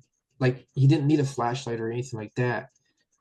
That way he could see, and it was like, okay, cool. Because I can remember seeing our shadows walking down the hallway because Wow. of it. Man, so you said it was like a ghostly kind of thing, or just like a light coming off him? It's like a light coming off him. It was a golden light. You know, the best way I can describe it is like a halo around him. Hmm. A gold halo. But yeah, Wow. yeah. I mean, it was just bright enough to where he could walk down like a hallway without tripping over a vacuum sweeper Hmm. and know where everything is. Yeah, that's cool. What did he give you that year? Can you remember what you got? No, I can't. That's the sad thing is. But I remember that though. Yeah. So you don't think this was like an entity making out to be Santa? You think this was Father Christmas? This was Santa? Thinking back on it, yeah, I think it was Father Christmas. Wow. I mean, because doing this for so long, entities come in like three packages. Either they're going to, like a poltergeist thing, start throwing things around or something like that, or they're going to be a jokester. They're going to start joking around, hiding things and stuff like that. And then you're just going to get those ones that just stand around going, "I'm here. What are you going to do?" You know, Mhm. and that experience never landed in any one of those criterias. Yeah, that's cool, man. Yeah, What a cool experience. Definitely one of my favorites I've heard. thank you. Yeah. Wow. Man, what else has happened, brother? I don't know if we can top that, but um, I've actually been about 20 years ago, about 2000. I was actually invited out to Utah. I was one of three investigators being invited out there to an old 1800s jail cell and do an invest. We spent like 6 days out there. We actually did not leave that building. They set up a little room where food was brought into us. We had all the equipment we needed. We actually got to investigate for 6 full days out there. And you want to talk about a really cool experience. That was one of them what sort of because things were happening, man? like one day, and I tell this story a lot. So we were all sitting there. It was about lunchtime, 1, 2 o'clock in the afternoon, and we're just sitting there eating. And now this jail had 3 floors to it. All 3 floors were nothing but cells. Where we were was like in the front part where you had the offices, where they would sit and do the paperwork, whatever. We're sitting there, and all of a sudden we heard just like this loudest door slam from a jail cell that you could ever imagine. All three of us just jump up like, okay, what floor did that come from? We each took a floor. We couldn't figure out exactly where it came from because, like the floor I had, all the cell doors were shut. Now, mind you, this at the time weren't like there nowadays where they slide shut.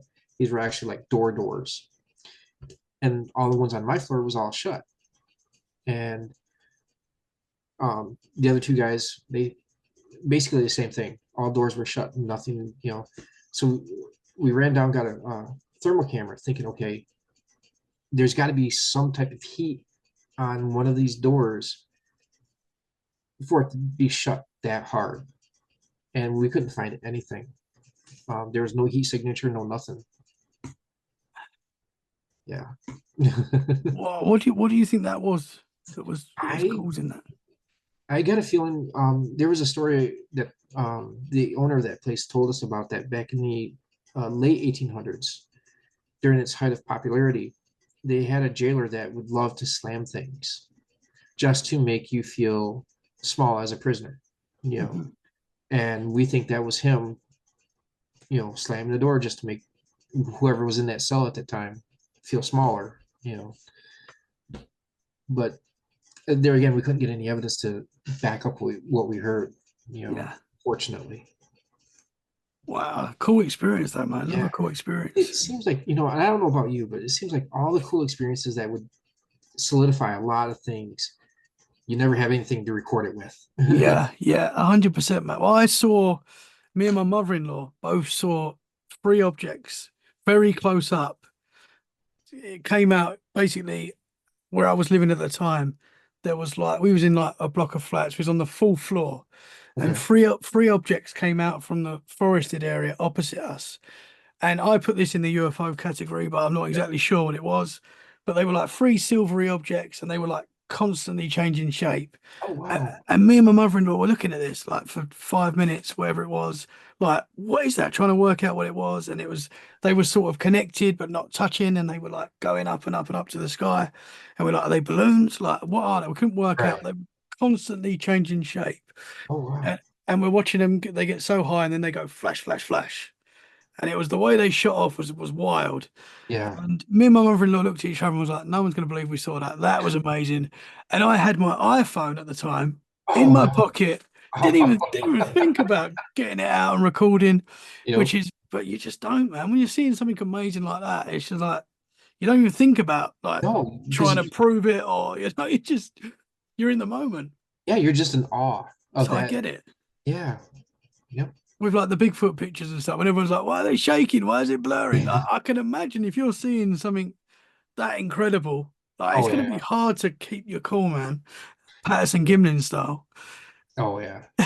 Yeah, definitely. The funny thing about the Bigfoot videos, right? Especially, I don't know if you watch some of these shows, especially like Expedition Bigfoot and stuff Yeah, like for that. sure. My thing is okay. Yeah, I want to know if Bigfoot's real. I do.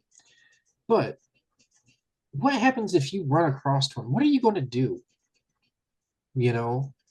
Okay, like on Expedition Bigfoot, they do split up. Sometimes it's only one person, sometimes it's two. Okay, yeah, you got a whole camera crew behind you, but if one is angry, Yeah, game over. exactly, we're going to be finding the footage 5 years later and go, oh, that's what happened to that show, But that's always my question about these shows is, okay, yeah, great, you're going out looking for them. Yes, you're doing it a scientific way. I get it, but what happens if you do run into one? Yeah, yeah, for So, sure. just like was it BFO or BFRO, hmm that Moneymaker and all them when they had Yes, the what was show that? on? Finding Bigfoot, is that the one? Yeah, Finding Bigfoot. That's it. Yes, yeah, I always wanted to know is like, okay, you're making the knocks like they are, trying to bring them in closer. What happens if you do? yeah, What's your game plan at that point? Because they never tell you what the game plan is if they do catch one. yeah, man. Especially as you say, especially if it's angry. Oh yeah. I often joke that I really want to see one. I'd love to see one. That's like a dream. But I can imagine it is scary as well at the same time. Oh yeah. Well, you figure, okay, I don't know how tall you are, but I'm like 5'6", 5'7". Yeah, Okay. 5'8". I am. Okay. I think I'm 5'8". Okay. So I'm not much bigger. But you think about it, say we're out in the woods, and all of a sudden you get this 7, 8 foot, ape-like creature. Yeah, no matter how fast we run, it's still going to be like, oh, I'll just walk really fast and keep up with you, Yeah, yeah, So, what's that's why I wish these shows would explain is like, what's the game plan if you do catch one? yeah, yeah. And It's I difficult. remember, did you ever watch Mountain Monsters? Yeah, Yeah, it kind of got corny there for a while, but they had actually a good idea of making traps, for them. So like, okay, I get that. Okay, cool, but yeah. You're gonna be able to trap one of those things? I don't know. yeah. And some of the traps they made is like, yeah, you're talking about a 7, 8 foot monster that has God knows how much strength. Mhm. You'll probably just rip it apart and go, yeah, okay, that slowed me down for a second. Yeah. And also, do you think now, in the times that we're living in now, that even if someone does catch a Bigfoot standing there, perfect HD, people are going to believe it? No, Do you think? it's going to be like the Giblin film. Okay, Mhm. it's going to be scrutinized beyond belief, and you're still going to have those people that's like, nope, that's a person in the suit. Yeah. What it's really going to take for everybody to believe, and this is the sad thing to say, is you're going to have to find a body of one that's passed away, film it being dissected, whatever. And I'm not talking, okay, well, here's a clip of it being dissected, then we move to another clip. No, it's got to be like one continuous shot. hmm That way people are like, oh, they are real. Yeah. Unfortunately. Because even if the government came out and said they're real, people wouldn't believe it now because no one believes anything the government say. Oh yeah, definitely. They're telling us that there's UFOs, and you know, people are like, nah. Yeah. See, I've got an interesting UFO story. So, probably about 3, 4 years ago, we were on the USS Edson, which is in Bay City. It's a naval museum right now. It's a Vietnam era destroyer. They call it the Gray Ghost of the Vietnamese coast. Okay. In fact, we just did it like a couple weeks ago, but the one about 3 years ago was really interesting. We had an incident where a couple of the girls went going down to go to the restroom on shore, and they got to the back door that we used on the ship, and they opened it up and they heard this like scream growl type thing. So they all come running back thinking I was messing with them. I'm sitting in the galley, which is probably a good 30, 40 feet from that door, maybe a little bit further, down a couple of hallways actually. And they get to me, they're like, okay, so it wasn't you. What did we hear? Well, we're like, okay, well, we'll hold off on that for a little bit, and just let everything calm down, especially you guys because you're racing. So we wait, 20, 30 minutes. And one of the girls is like, well, I really want to go up on deck and see if there's any UFOs. Oh, okay. Let's do that. That way we can let things calm down. So we go up on what they call the observation deck. It had binoculars and everything like that. And a couple of us noticed like this really bright object. It's got to be about that big, right? And it's like, okay, is that a satellite? Because it was moving toward us, but it was not a very fast movement. But then we noticed there's a smoke halo behind it, about that big, and the more the bright object came toward us, that smoke halo followed it. Now this was a clear night. There was no clouds in the sky, so it couldn't have been clouds. And then it goes overhead of us, and we could see that that cloud halo was still following it. So we snapped a couple of pictures, and it's like, okay. So I got a hold of MUFON and sent them the pictures, and a couple of days later they got back with me like, yep, we got more reports on that one. They actually started tracking it in, I think it was Ohio, which is just south of us, all the way up into Canada. People are taking pictures of it, the same exact bright object with that smoke halo behind it. Oh wow. Yeah, so that was pretty interesting. Yeah, man. Any ideas what that was? I know that's difficult. Yeah, because at first I thought it was a satellite, because it didn't make any erratic moves, wasn't going really fast. So my first thought was jump on some of the government sites that track satellites. You can see which satellites go overhead, especially ISIS or the International Space Station. Mm-hmm. Yeah, there was not a satellite that was supposed to be overhead of us at that time. So it's like, okay, I know it wasn't a plane because you didn't see any of the blinking lights or anything like that. Mm-hmm. Because it was that low, you could actually tell if there was blinking lights, but you couldn't see exactly what the object was. So yeah, it was definitely, it would be classified as a UFO because you didn't know what exactly it was. Yeah. It's interesting that it's being reported, all across the way to Canada as well. So Oh yeah, that's cool, man. I got we took the pictures. I was thinking, yeah, okay, they're going to come back and say, yeah, it's a satellite or it's this or it's that, and they're like, nope, this was tracked from such and such place to such and such place. Yeah. Wow. Okay. Wow. What's your thoughts on the UFO phenomena? Uh, they're real. I mean, honestly, let's get down to brass tacks. How can we, as a human race, think that we are the only living beings in the whole entire universe? I mean, and it's to me, it's going to get to the point where the government can't hide it no more. Mm-hmm. They're going to have to come out and say, yeah, we've been in cahoots with them for years. I mean, honestly, think about it.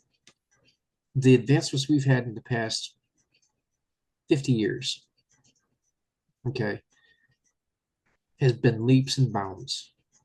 We went from let's take from the mid 70s, computers, okay. They were these huge, big, ugly desktop looking things. And now we're carrying one around in our back pocket, Yeah. Yeah, you man. know, and they're getting smaller. I mean, now they got watches that are just as powerful. Are we saying we're that smart that we could have come up with all that in that short a period of time? You know, Yeah. so, even space flight, you think about it. Yeah, we had the principles down, but did we have the practicality to go, let's put it all together and say, we can do this? No, it had to come from somebody else, you know. But So, if you think that the phones in our pocket, they are more powerful apparently than what the technology that we use to get to the moon, apparently, oh yeah, definitely. and that's wild. Like, how? Oh yeah. Well, you think the very first computer, right, was only could only save like 5 megabytes of information. That's it. And it took up a whole complete room, and it had to be sub-zero in there for it to work. That's how much heat it put off. Mhm. And now we got little itty bitty cell phones that, we're getting a terabyte of information saved. Yeah, You know, yeah. where'd all that It's information come from? yeah, man, for sure. Yeah, and it seems to be it's gonna because we need our phones now. Oh yeah, They're actually a part of our life that we, you're not going to get very far without a phone now. Like you right. need it for everything. Like Oh yeah, you know, and that we're just going to be integrated more and more with technology. I know I'm not the first person to say this, but talking about putting chips in us and all that, and I'm the first guy to go, no, I'm not having any chips or anything in yeah. me. Don't feel bad. But if it gets to a point where everyone's doing it and it actually becomes it becomes a part of us, which does seem to sort of be happening, which is quite scary. Yeah. I don't know, man. Are we going to be putting chips in us, and are we going to be becoming, you know, Well, basically like giant computers? we're already giant computers. You think about it. If you look at the Hmm. human system, but no, I'm there with you. No, no chips here going in underneath my Hmm. skin. You know, No, no. no, You man. can't pay me enough. No. Um, you know, what a lot of people don't realize is the one that came up with the idea of putting chips in people was actually Gene Roddenberry. Who is? I'm not sure who that is, man. He's creator of Star Trek Oh, okay. Okay. because in one of the books he wrote, one of the first Star Trek books he wrote, he mentioned how people in the Starfleet and all that get paid and they know exactly, what job they're supposed to be doing and stuff like this is a little chip embedded in their skin at birth. And that was the first, and if I remember correctly, I may be wrong, but that's, I think, the first reference to, humans being implanted with chips for monetary value, whatever. Interesting. Yeah. In the conspiracy world, they'll say that is they have to tell you what's coming. Right. But you think I about don't it know, though. man. Yeah, yeah. Yeah. Scary, man. Yeah. Yeah, I don't like the thought of that. Me either. But I'm not also going to, and I think a lot of us in the paranormal field, we don't bow to normal conventions. We don't follow the standard quo, I guess. Hmm. It's, yeah, look what we do for fun. We go into Yeah, haunted locations, we go into abandoned buildings, looking for things. we're crazy. Well, yeah, definitely. Yeah. Oh man, it's fun though. It's scary as well at the same time. Have you had anything ever follow you back while investigating? No, no, I do a lot of protections. I carry, I don't know if you can catch it on camera, but I wear 3 crosses. Yeah, yeah. Uh, I've always got my cross next to me. yep, there you go. Yep. Yeah. See, I have Yeah, one man. that's my mom gave me. She got it from a preacher. He makes them, and they're nails wrapped in wire. Oh wow. Like the sign of the crucifixion. And then I have a Knights Templar cross. I found out through research that one of our family members was actually a Knights Templar, so I wear that with kind of honor. Oh man, Yeah. that's cool. Oh yeah, definitely. So, um, I kind of wear that in honor. And I've heard a theory, and I don't know how true it is, and this is just a theory that the more the more protections you have on you, the better off you're going to be. You're not going to be followed and stuff like that. But they say that memorial tattoos are also protection, Interesting. like in remembrance of like your mom or your dad or what have you. Well, I have three of those tattoos. One for my son, one for my mom, one for my dad. So people always tell me, well, with your three crosses and your three tattoos, you're six times protected. Um, I don't know how true it is, but I like to think it's totally true, you know. Yeah. But I do, I, you know, depending on the variation of my group, we always do something, either a prayer or something like that before. And then we always, as we're leaving, it's like, you can't follow us home. You can't, you know, you can't follow certain individuals. You can't come home with us. You can't do anything like this. And I've even expanded to, you can no longer, you cannot attach yourself to any of our equipment either. Um, because I've been coming up with this theory that, okay, we tell not to attach to a person. But how many times have we gotten phone calls like, hey, I got this mirror that might have an attachment to it? Hmm. So it's like, it got me thinking one day, it's like, well, if that's the case, if mirrors or toy boxes or dolls can be have attachments, what says that an entity's not going to say, I like that camera, I'm going to go home with it, you know, and all of a sudden you bring it into your house, you know. Yeah. And these entities do seem to affect equipment. You Yeah. see a lot of battery drainage and things like that on these investigations. Well, that too. Now you get in these REM pods that have either dolls wrapped, they're inside dolls or inside teddy bears or something like that. So you're just inviting an entity to say, yeah, I'm going to follow that home because I like that teddy bear. Hmm. Yeah. So Yeah, now man. I got to the point of saying you can't attach to any of our equipment either. Have you had any members of your team spiritually attacked or anything like that? Not so much spiritually attached. We had one member, she actually quit because she thought she had one of them follow her home one night from an investigation. And she's like, I can't deal with it, you know. And it's like, okay, I understand, but here's what you can do to get rid of it, you know. And after she did what I told her to do, she didn't have any more experiences after that, but she's like, I don't want to take any more chances. And I'm like, I get Yeah. it, I understand, you know. On something like that, I really do. You know, if you feel that you had an attachment from one of our investigations, I'm not going to leave you alone and to deal with it. I'm going to help you out as much as I can. If you don't want to continue with the group, I totally understand. You know. Yeah. Yeah, this stuff is fun. Obviously, it's fun. It's very interesting, and Mhm. it is very dangerous as well at the same time because Oh you're yeah, playing with not playing, but you're dealing with something that's sort of out of our control to an extent. yeah, because you can't see what's coming. You know, Hmm. honestly, Yeah, you even don't if know. some of the best equipment sometimes can't catch it.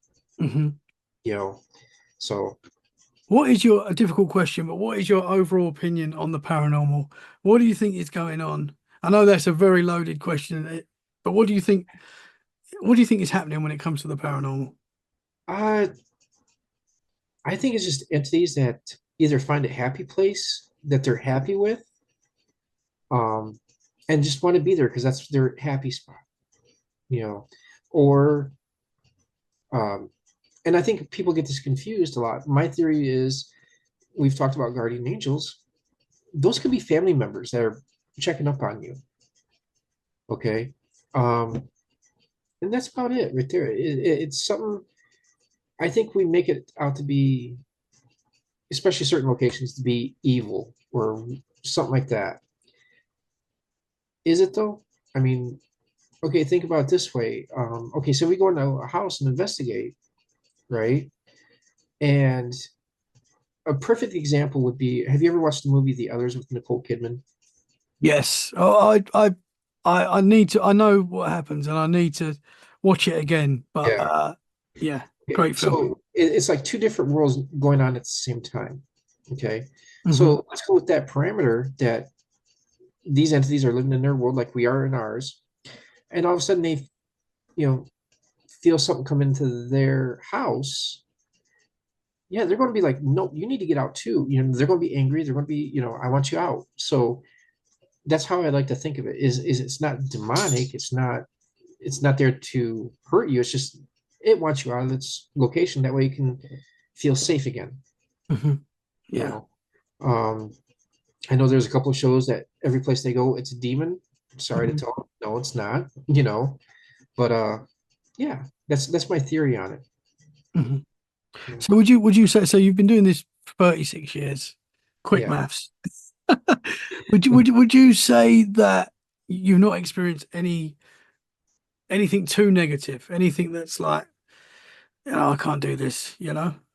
Obviously not because you're still doing it, but Yeah. No. No. No. nothing negative. Nothing negative. I've never, knock on wood, I've never been scratched. I've never been punched. I've had my hair pulled, not violently, but like a kid would tug on your hair. I had my clothes tugged. I've had hands on my shoulder. I've had things whisper in my ear, but all of it was very kind of gentle and kind, and like I'm here. Can you see me? Type thing. Hmm. Um, like we did the Michigan Theater here in Jackson, and one time I was leaning over the balcony because I had a REM pod on the stage. And I wanted to see what was going on down on the stage, and I felt this hand on my shoulder. At first, I thought it was okay. It's one of my investigators. So I look around, and they're at least 10 feet away from me.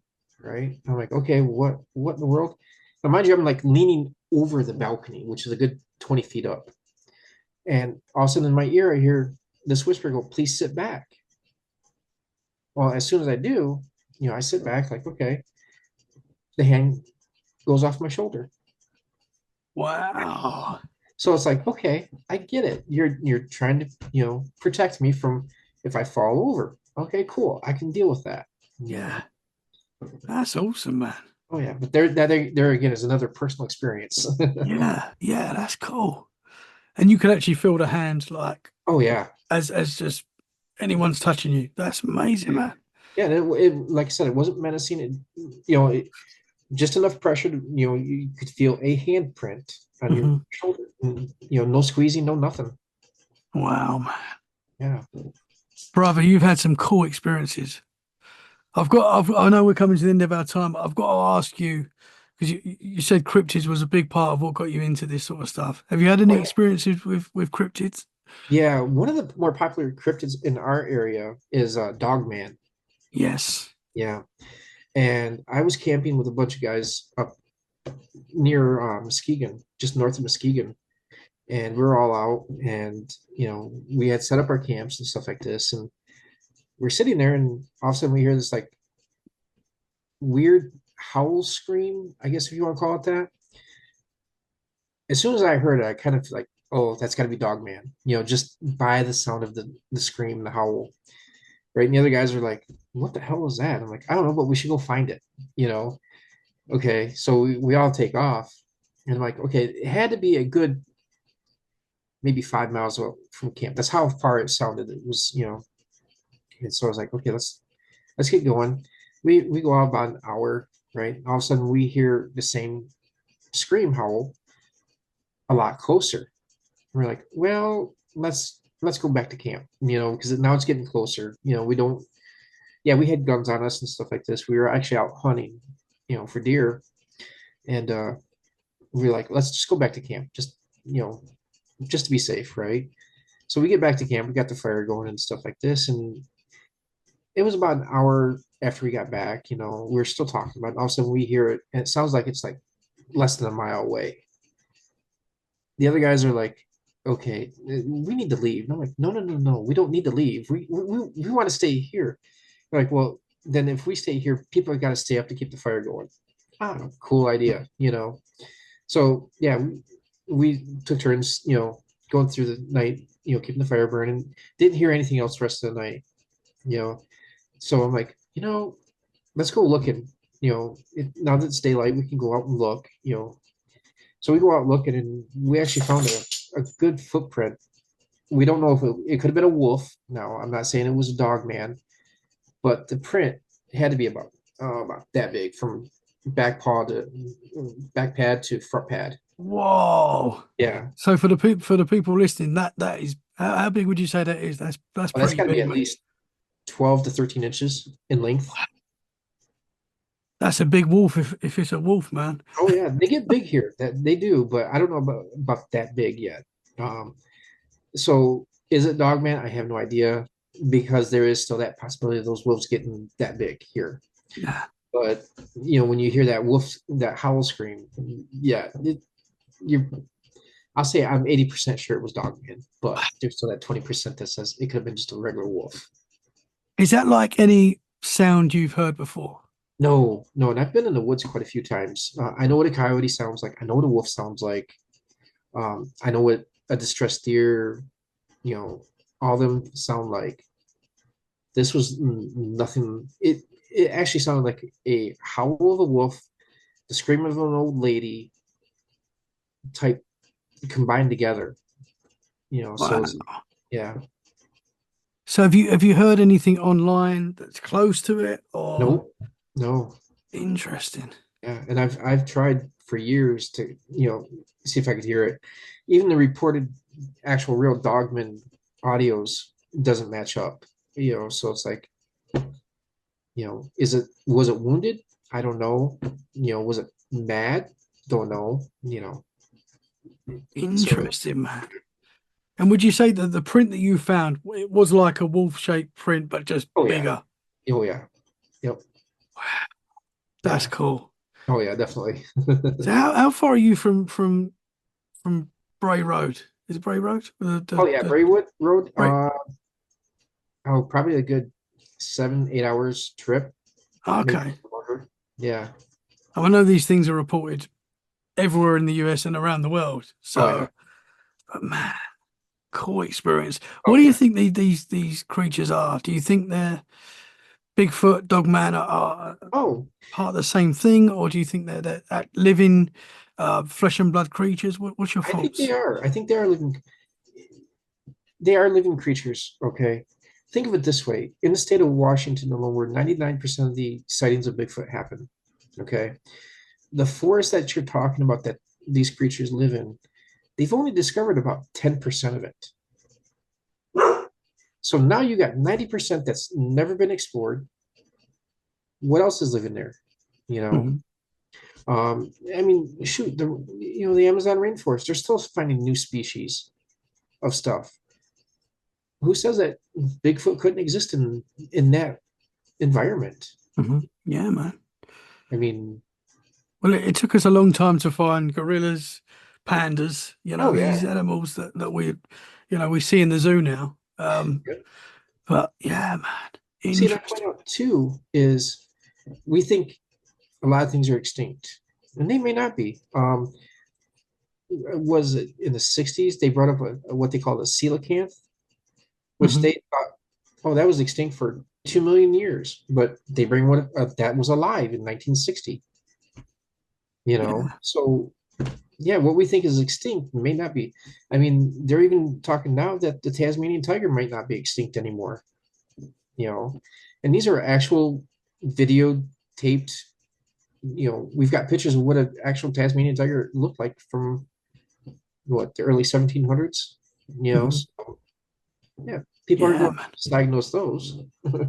I think there's a lot of stuff out there in our ocean, in our forests that definitely undiscovered, 100%. Oh yeah, definitely. Yeah, I love it, man. I'd love to experience hearing something like that. Oh yeah, And I want to and hear it again. yeah, that's cool. Yeah. Cool experience, brother. Oh yeah. Rusty, I've loved talking to you tonight, man. Is there anything Thank you. else that you can share? I mean, I'm glad I asked about the cryptid. Yeah. Not off the top of my head. I mean, if they want to, they can go to my Facebook page, and there's a lot of videos and pictures from there. So, Mhm. and if they want more stories, they can definitely message me, and I'll tell them all our stories. Awesome, man. Well, you're welcome back on Let's Get Freaky anytime. We Oh, can talk. We can talk more. I've loved talking to you, man. Thank you so yeah. much for your time tonight. Oh, no Can problem. Thanks for having me. Can you tell the listeners where they can find you? Yeah, you can find us on YouTube and Facebook under Central Michigan Paranormal Investigations. You can find us on TikTok under CMPI.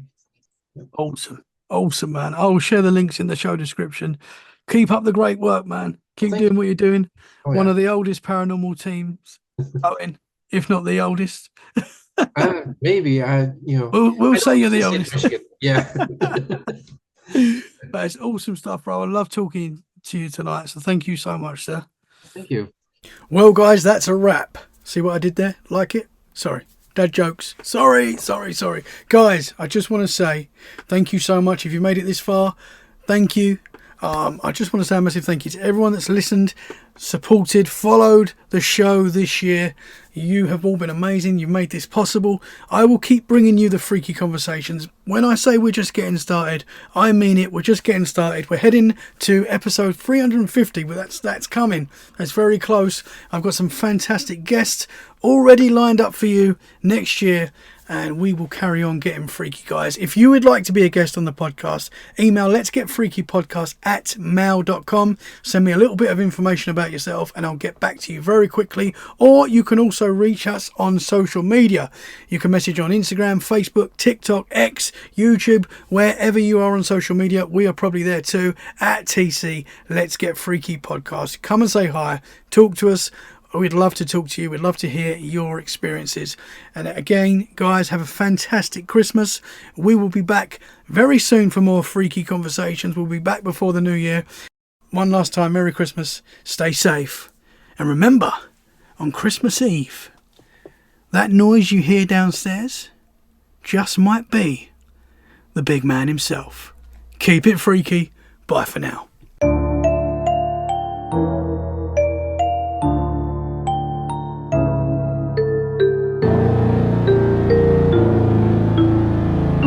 Let's get freaky. Something's in your room. You can't move. You can't speak. It's a horrible feeling. You know, you're looking out into the darkness and then you see a figure, but it's darker than the darkness. I just get this like really creepy feeling, and I see this like shadowy, demon-looking figure in the front seat of the car. She used to come into my room at night and stand right by my bed, and I just was petrified. I remember I saw something fly by my bedroom window. We heard the bathroom door shut. So then we looked out my bedroom window down the hallway, and the bathroom door was wide open. So we came around the bend and we saw eye shine. This thing stood up. I mean, it stood up. And it had high pointed ears. It had a snout, had a long arm, and it grabbed the deer.